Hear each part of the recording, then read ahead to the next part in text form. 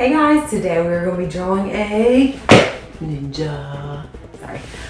But what we're going to be focusing on is the element that we continuously work on when we're doing drawing lessons is line. Again, that's an element of art.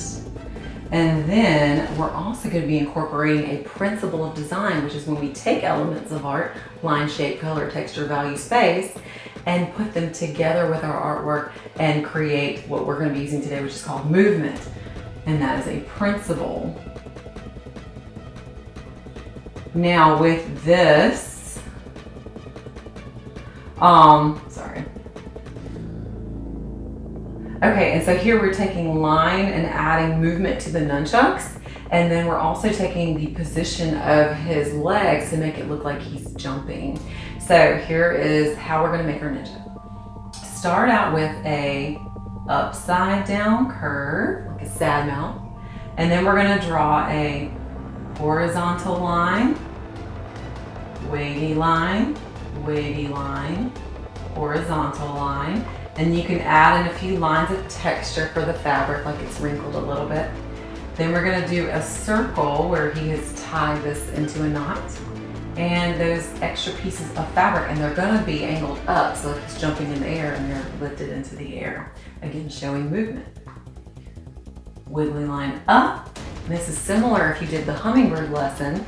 The motion of the wings is kind of practice for this. So wiggly line up, and then a curved line back to the center, wavy line down, and curve it back. Okay, then we're going to move into the outline of the face. So we're going to do a backward C, curve line up, and then another backward C. We can add the eyebrows, and then the eyes. And then we need to draw the rest of his headpiece, we'll call it, because I don't know what else to call what the ninja wears on their face like that. Okay, it kind of reminds me of a Santa beard when it's not colored. Okay, now let's move into the arms. So we're gonna come up just a little bit, like kind of level with where the face is, and do a diagonal line up, curved line down, or C shape, and then back. And then we're going to do this again, diagonal line up, curved line down, and then another diagonal line back to the center.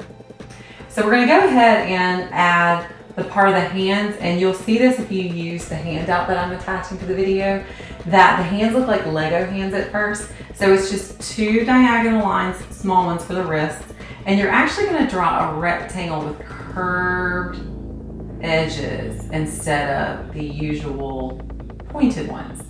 So we're gonna do, it kind of, yeah, a little more curved. Okay, and then we do the same thing here. There you go, Lego hands. We'll come back to those guys at the end. So now we're gonna finish out the body. So I'm gonna do vertical line down,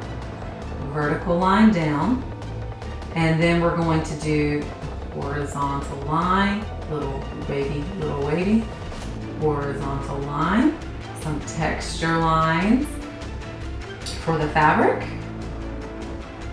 and then a circle, and again, a curvy wave line up and back down, curved wavy line down and back up.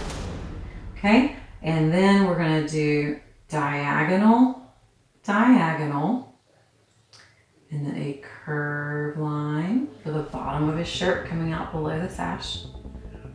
And then we're going to do the legs. Now you may have to erase a couple times for the legs. I sometimes have to get the proportion correct. Proportion, again, is a principle of design, making sure that the body parts look even, so that the arms aren't too short or too long, so the body's not too long or too short, and the same with the legs. They're not too skinny or too wide.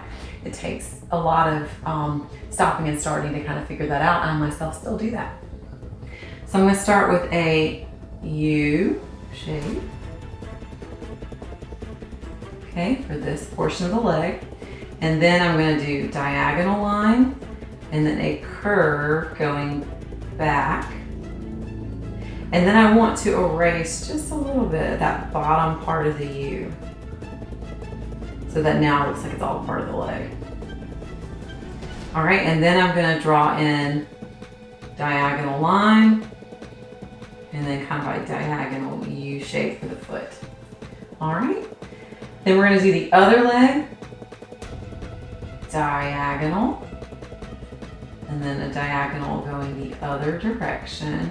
And again, I'm kind of leaving that up a little higher just to show, again, the wrinkle in the fabric of his pants. A smile, curve, and then come back up here, diagonal, stop at this part, and then go the other direction, parallel with this one. Okay, and then 2 diagonal lines, and then another diagonal U shape, and bring it back there.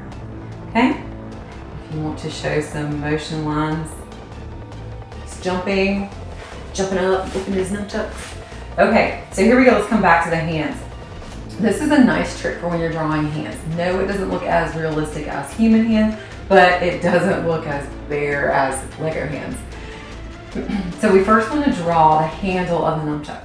So let's do a rectangle coming out of the bottom and then a skinny rectangle coming out the top. Try to line it up as best you can. Do the same thing on this side. I struggle with this.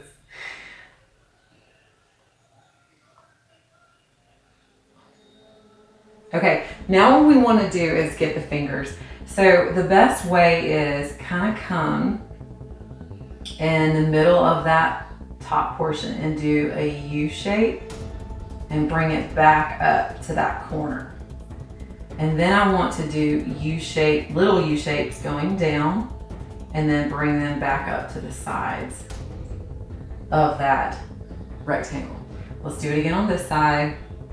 A U shape from the center to that top corner, and then you can do more little U shapes going down and then bring them up to the top of that.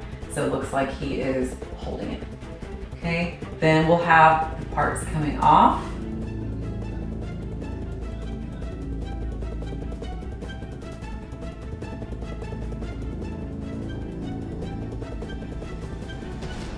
Okay, for these side ones, I'm gonna make the nunchucks look shorter, so it looks like they're further away.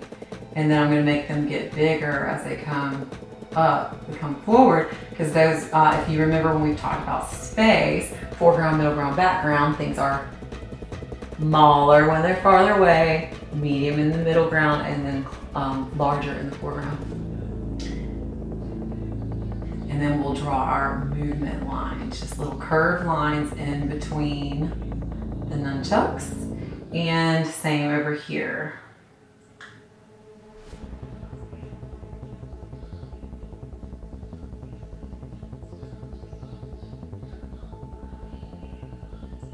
And my curves. Okay, so there you go. You got your ninja. I hope you did well. I hope you enjoyed the lesson. See you soon.